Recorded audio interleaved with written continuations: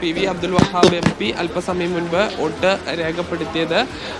ആളുകൾ ഇപ്പോൾ അല്പം ഇടവിട്ട് മഴ പെയ്യുന്നുണ്ട്. അതൊഴിച്ചു നിർത്തിയാൽ കാലാവസ്ഥ അനുകൂലമാണ്. വലിയ അതിശക്തമായ ഒരു മഴയും മറ്റുമില്ല.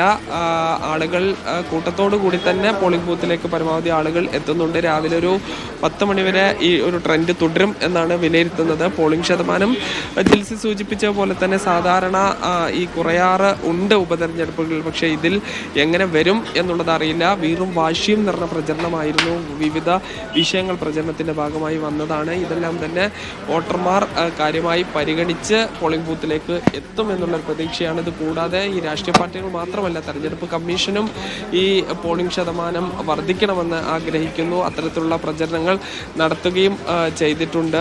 ഈ ആളുകൾ നിങ്ങളൊക്കെ നേരത്തെ എത്തിയതാണോ? അതെ, നേരത്തെ എത്തിയതാണ് വോട്ട് ചെയ്യാനായിട്ട്.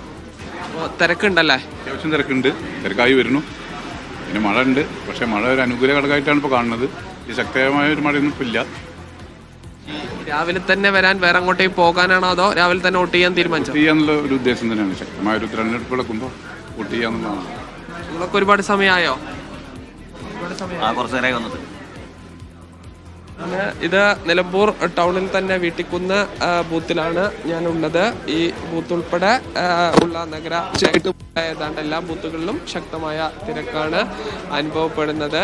ആളുകൾ പരമാവധി വേഗത്തിൽ വോട്ടുകൾ ചെയ്ത് മറ്റ് ജോലികളിൽ വ്യാപൃതമാകുക എന്നുള്ളതായിരിക്കും ലക്ഷ്യം വെക്കുന്നത്.